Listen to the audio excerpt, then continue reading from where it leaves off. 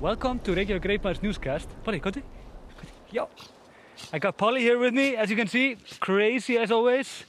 She's the crazy fun guy girl at the volcano. My name is Valur. I'm an editor-in-chief at RVK, and welcome to Newscast, of course. I want to start off just telling you about Lava Center. They've been helping us a lot now. And sponsoring these videos, and they have one of the absolute best tech museums in Iceland, and it is so incredible that it is actually fantastic. Polly is at it again. Yeah, Polly does not love the moss, just to tell you, and do not be disturbed if you see her ripping it up. I don't know, there must be some other laws about animals than people. So, Lava Center is absolutely the best tech museum I've ever seen. It's very fun. Take your kids there. It's in Hvolsvöllur. I think it's Hvolsvöllur. That or Hella. Either way, you drive straight past it when you go to the south of Iceland. And if you're going for Vík í Mýrdal, then you will definitely pass by it and check it out. And subscriptions. Subscribe with RVK and win a prize. This is kind of hard. It's like, should we do it like this? Hey. And it goes, yeah, it's like a smooth criminal, isn't he? So, nothing beats the smell of a fresh newspaper. Perhaps this sulfuric taste in your mouth might actually. It's not good, but it's an interesting smoke, definitely. Interesting smell. So we actually can deliver this to your doorstep, and we are now preparing for our October issue for RVK. And I can tell you there's going to be a lot of very nice, funny, smart stuff there. We love to combine humor, casualness, if that is a word, as well as, of course, just straight up good journalism. We're pretty good in what we do, and that's why we allow ourselves to be funny about it. Like usual, it includes content that will not see the light of the internet because some stories are just better shared in physical format. And so you can actually subscribe down there, and you could win a volcano box. And because I'm on a mountain with close to a volcano, it's hard to have a big box with me. So I just want to show you this, the hot volcano salt. I use this on everything, especially in the winter. Really nice in the winter because it has a little bit of spice. And we just sell a lot of salt and spice in our shop. So if you want to, and the thing is, like Icelanders, of course, we basically put salt on everything. We are like insane when it comes to salt, and therefore our blood pressure is high, and we're very energetic about things. Yeah, like there are very nice spices and whatever. And of course, hraun. I took it only with me because I'm gonna eat it afterwards. And I told my manager, like, yeah, it would be a good moment to actually talk more about the hraun or the lava. But of course, I'm just gonna eat it. Don't tell my manager. But there have a lot of things been developing in this area. Not much of firework show, if you want, or a light show from the volcano, but there could be something more serious, grave matters in the future. Also, I'm going to go a little bit into the La Palma thing in Spain. A lot of interesting news there, and also it's becoming very, very similar to our very famous volcano in the Vestmannaeyjar. So, keep in touch.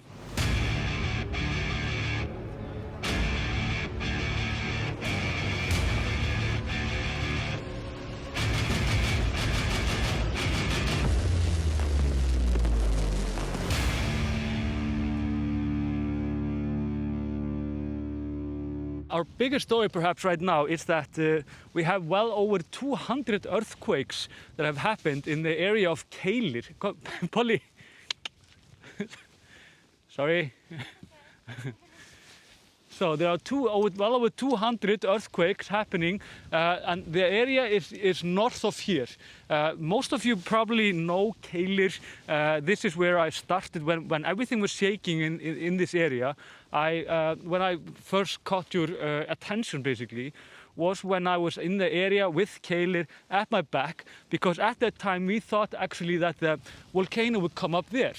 Now, the volcano, of course, is still active, although it's still not showing any fire or lava.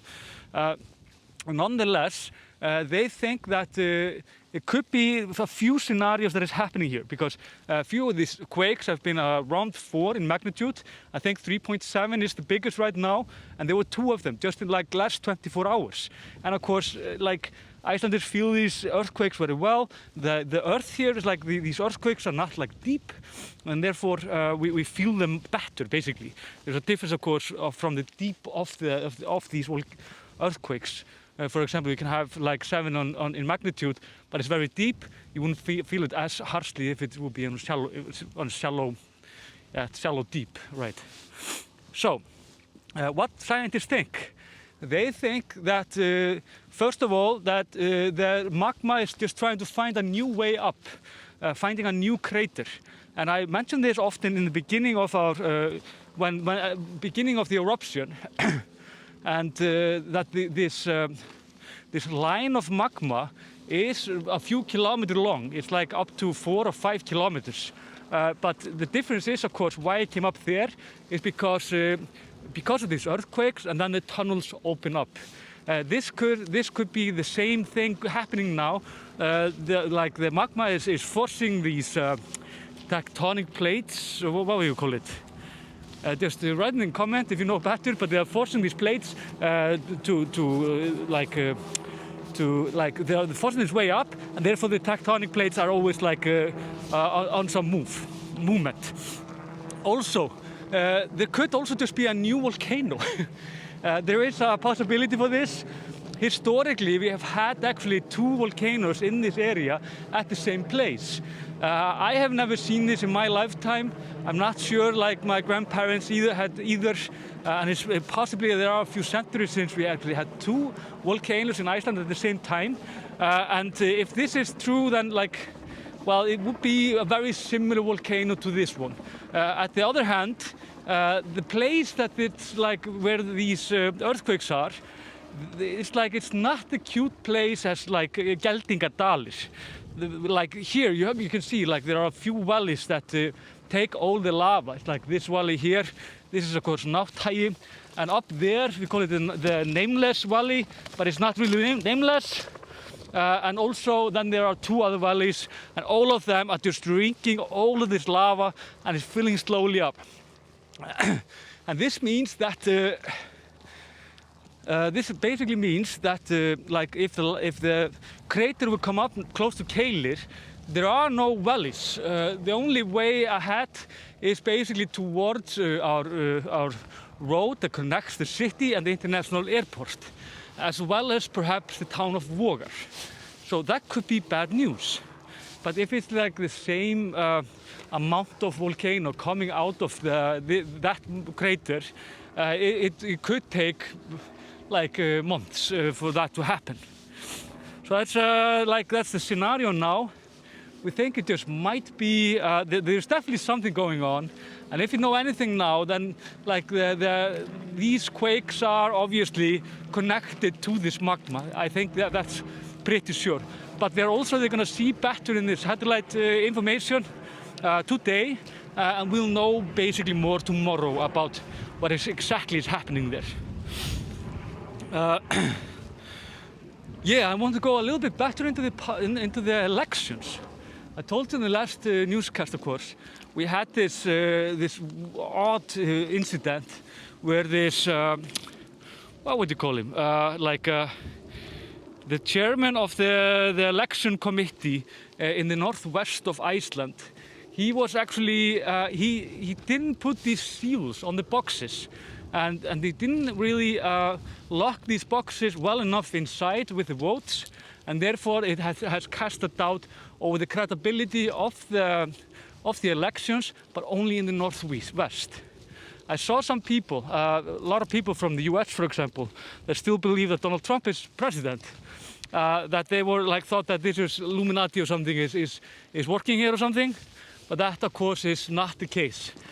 Nobody's saying that any fraudulent thing happened at all in the election in Iceland. That's not the case. No one has claimed that there was some stealing, cheating or whatever.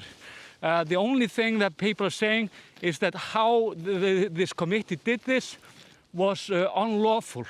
And this is our concern, and it's very serious for us because it means that the credibility of our democracy is at stake. And that matters to us for a few reasons. First of all, we are not that old as a democracy. My grandmother was born as a Danish, for example, like into the Danish crown when that was here. We value our democracy a lot, and we look at this as almost like a religion, if you will. It really matters to us, this freedom, and also when you go over they recounted, and that changed that. I actually said 8 people, but it was 5 MPs that came out, like a supplementary MPs, something like that. They came in, and 5 others fell out. But the seat, although the person changed, the seat was still belonged to the same party. It was the same party, different person. So when they recounted, they saw that there were difference between 12 votes, and there were 2 more than they thought. They say this was a human error. I mean, there is actually nothing that suggests anything else. Also, when you see these votes, they don't change anything when it comes to anything. The biggest party are still the biggest parties. The smaller party, nothing changed there at all. So if this was a cheat, it would have been a very bad one. And also, just to do that, to cheat, and do this if you intended to change the elections, like it did actually, you would have to be some kind of a Rain Man when it came to math. It's absolutely, it's incredibly complicated math actually, and we use computers thankfully now, so it's all correct. But this is something that not many could pull off at all. So there is no doubt with Icelanders. I mean, there's perhaps some fringe leftists that are raw about the elections, but there is no one saying that there was any cheating. It's all about how you actually handle everything when you're having an election and how things should be. So we're talking about the shape of the democracy, not who should be in power and like that. So that's interesting in itself, of course. Of course, also, the supervisor of the committee, he tried to defend himself and saying this was tradition, actually. I love it. It's like the guy that was talking about walking on the lava. A lot of people walking on the lava. Check it out here. You remember the guy that actually walked up to the lava crater and he said he was fine because he was a geologist or volcanologist. But it's a poor excuse that there was some tradition going on with these boxes, because nobody else does this. Nobody else have ever heard about that. This is the way to do it. And the guy himself, he is actually a judge in the same area, like in the northwest of Iceland, and he was claiming that since when have a mistake be breaking the law, which is pretty funny, because I think 90% of those that break the laws do that because of mistakes. I mean, that too, but so it goes. So it's an ongoing thing. The parliament, they have a nightmarish situation when it comes to this, because they have no idea. It's the same system in some ways. For example, in the US, the parliament has to pass the elections, and it's especially embarrassing because the people that accidentally came in, because of the wrong count, they will be part of that. So I mean, it's incredibly complicated situation, and it's not good for the democracy. And a lot of people, Icelanders, are very pissed because they just say this is just a hack job. Just do this better. I mean, we are not this much of an amateurs when it comes to the democracy. We do this pretty well. So people are baffled that this actually happened. So, and let's go to the La Palma. I don't often speak about foreign affairs in Icelandic in this newscast. We actually have the Icelandic perspective for that, me and Bjartmar, but we have been so busy that we haven't had any time. Jesus, Polly, that's not a good example. Going to the lava. Well, so La Palma, the volcano, there is becoming a bigger tragedy than basically most volcanoes I've seen in Europe for the longest time, except of course from the weird one in Italy, which just explodes whenever you want to explode. But the thing is that it's very similar to the volcano in Vestmannaeyjar, which was in the 1970s. That volcano, for example, we had to evacuate well over 5,000 people, and that was a much smaller island. But now they have evacuated over 6,000 people in La Palma, and also almost 600 houses have gone under the lava, which is that's incredible. So I think this is possibly like. We haven't seen such a destruction on private properties for the longest time in Europe, especially because of the... Polly, got it? I think they are afraid of her, but okay. And the lava is now hitting the ocean. It slowly crept on until it hit the ocean. I saw in the news that they were like, and also like, it was even in the Icelandic news, that people were thought that they could like start off like a mega tsunami in the North Atlantic Ocean. This, of course, for us that have perhaps often seen how volcanoes behave, and when they hit the ocean, we know that it basically just produces ash. And then a lot of toxic stuff, but it can be like the stones can be like bullets when they hit the water, so it can be very dangerous to be close to it. We even had like the eruption in Grímsey, when it's the whole island, no, not in Grímsey, sorry, in the south of Iceland. It's completely stolen out of me. But there was an island basically shaped in the ocean, which was pretty spectacular to see actually. So we know how this behaves. But the reason that this was in the news, because there was these two British, British scientists. They wrote this paper with this theory, if you can call this theory, that this mountain, which is like 2,400 meters high, which is quite high actually, like our highest peak is 2,100 meters, so it's a very high mountain. So that meant that like this lava, when hitting the ocean, would create this tsunami. But basically every scientist that know anything about geology, they've said that this is absolute nonsense. They have no basis, and it's like, and then they like said like, well, it's more like a worst case scenario. Said the scientists. But there are no indications that this could ever happen. So don't worry about that. But this went wildly over the internet.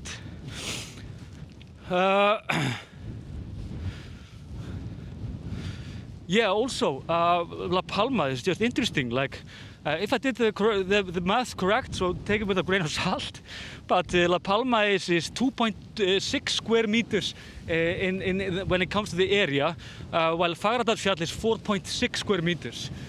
It's interesting because it shows actually how much it's producing at the same time.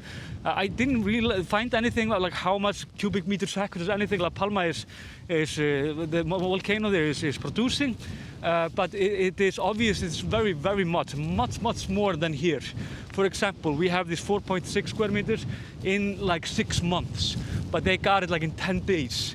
So they're like half there. And that is of course concern, but thankfully it has found their way down to the ocean, so it's not like, well, let's hope that it will not like spread all over. And also Icelanders sympathize a lot with the people of La Palma because of the Vestmannaeyjar eruption, and I've seen there are pretty fine reporters actually doing news there about the eruption, both showing it and also talking about it. So you should definitely go there and support those reporters. It's not easy to see your homes burning down at the same time and so on. It's like it's a very I can imagine that it's a very dramatic situation. So yeah. So that's it for us at Newscast today. Polly is basically just having fun and meeting more people. I have never seen such a friendly dog ever, to be honest, and I've been around a lot of dogs. Of course, remember our subscription. You might win this, well, not only this, but this, among others. Also, remember, of course, there's our shop, online shop. But first and foremost, subscribe if you want the papers, and like and subscribe, of course, our page. It really helps us just to get to more people, more will see us and so on. We would really appreciate it. You've already done a ton, so that's how it is. Hvað segirðu, Polly? So me and Polly, we're gonna go and throw some balls and eat chocolate. See you then.